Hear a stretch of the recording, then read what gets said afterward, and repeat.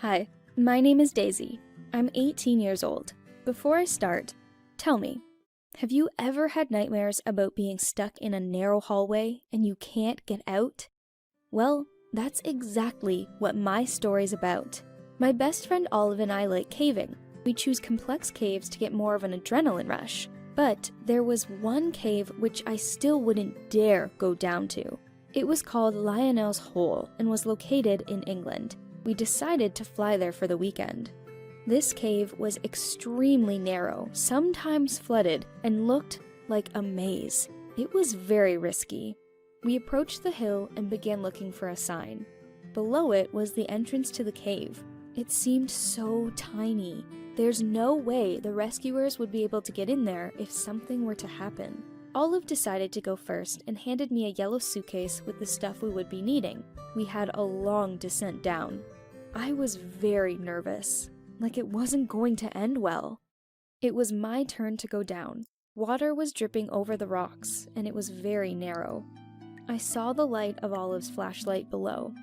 Just don't slip. I noticed a narrow hole in the floor. There were no other options, so at least we wouldn't get lost. Olive climbed down first and started shining her light on the passage for me. I was barely able to squeeze between the rocks. We had crawled through the first squeeze, and now we had to go through a very narrow corridor. There was only 30 centimeters between the walls. We moved together. Suddenly, I felt something touch my leg. I told Olive to stop tickling me, but Olive said that she had nothing to do with it. These were rats. We jumped out of the corridor and hid from them on a large rock. They ran past us into the next passage, the one we were going into. When their squeaks subsided, we decided to continue on the path. We were crawling like caterpillars, and we were very tired. I saw the third squeeze. It seemed like nothing after that long tunnel, just a narrow passage between sections of the cave, half flooded with water. Yeah, I'd slip through it. I laid on my stomach and started pushing forwards with my legs. Water poured over my collar. Ugh, I felt every rock. They were moving under me. I had just started to come out when everything started shaking. A rock was pressed on my back and it became difficult to breathe. I panicked. I tried to crawl out, but it only got worse. The rocks at the bottom of the puddle were pushing against my stomach with their sharp edges. I thought the ceiling was going to keep falling and crush me. Olive, help me! I can't get out.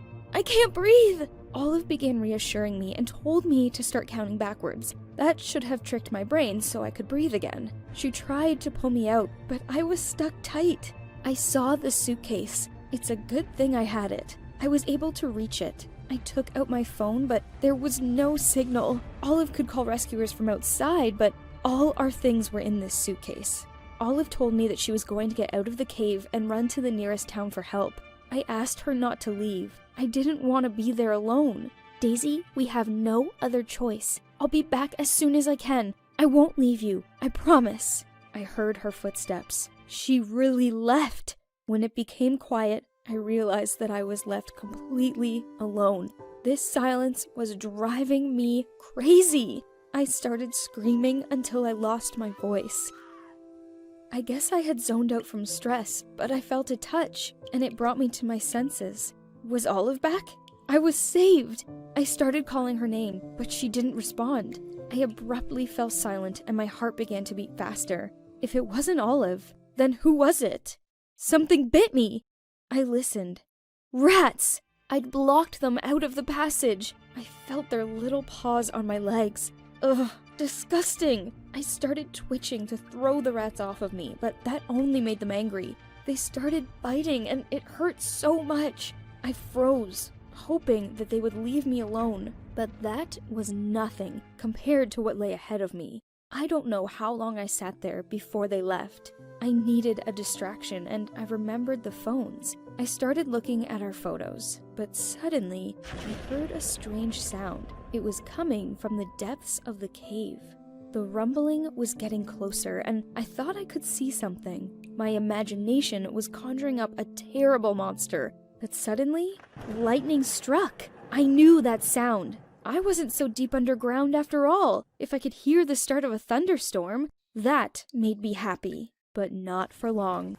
The cave started to flood with rainwater. I realized it when things started floating away from me. The passage was closed and water began accumulating. I didn't know how much longer I had. It was the most excruciating 2 hours of my life. The water level rose so much that I could barely keep my head above it. Soon, only my nose remained above the surface, and I thought that was the end.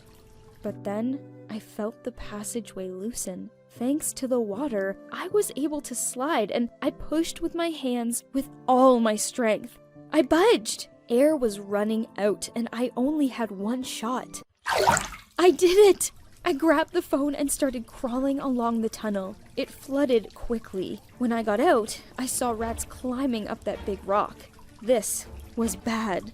Between the narrow walls, the water level rose rapidly. I was afraid of what lied ahead. Water had filled up the last pass. I couldn't hesitate and immediately dove into it, hoping to slip through, but it was so narrow that I had to exhale. I saw the light. All I had to do was climb up.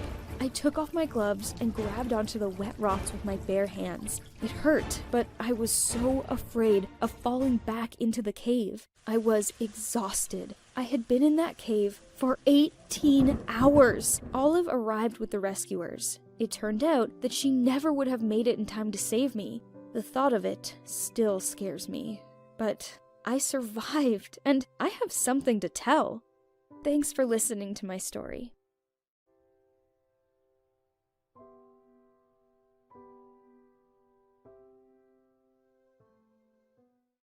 They say that every family has its skeletons in the closet. Only, in mine, they're buried in the backyard. Hello, I'm Peter. I'm 20, and here's what happened to me. I live with my father and mother. Over the past 3 years, Dad's business has been taking off. We moved to a new house much larger than the old one, got a new car, and I was even allowed to get a dog. That Saturday, my dog Milo and I were home alone when a courier developed an unexpected package addressed to me. The sender was unknown, but there was a note attached. Quick, try me. I tore off the packaging and found the coolest metal detector. I thought it was a surprise from Dad. Recently, he had been giving my mom gifts. Of course, I immediately took it out to the yard. I got a signal at the fence in the farthest corner of the garden. I dug several times with a stick that I found nearby. The signal got stronger. The ground was loose and easily crumbled, but since I did not find anything on the surface, I decided to go get a shovel. Milo stayed there and began to dig vigorously. When I returned with the tool, the dog ran to me and threw something on the grass at my feet. Good thing I didn't have time to have breakfast that morning. Neither mother nor father answered my call. Milo was running around the yard with his find, and he was barking loudly. I didn't know what else to do and called the police. Then everything was as if out of a movie. Cars, special equipment, people in uniform, everything was out of control. And this was in the backyard of our house. Soon, father and mother arrived. They were also very alarmed. That night, when I was lying in my bed and thinking over everything that had happened that day, I again heard the howling of sirens, a knock on the door, and a commotion on the first floor. I looked out the window and saw that my father, handcuffed, was being put into a car. It was the most unexpected end to a crazy day. I had a lot of questions, but my mother did not want to discuss anything with me and spent the whole day in her room. When I went to school the next morning, everyone already knew everything, and much better than I did. On our property, the police discovered the bones of a man, a gun, the metal detector found that, and a bag of money. On the money, my father's fingerprints.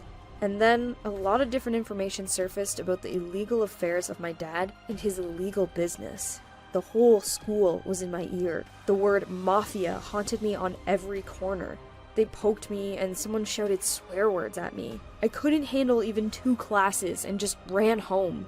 At home, my fears were confirmed, and my mother told me that all the rumors about my father were true. Plus, the fact that they found his prints in the grave in our backyard.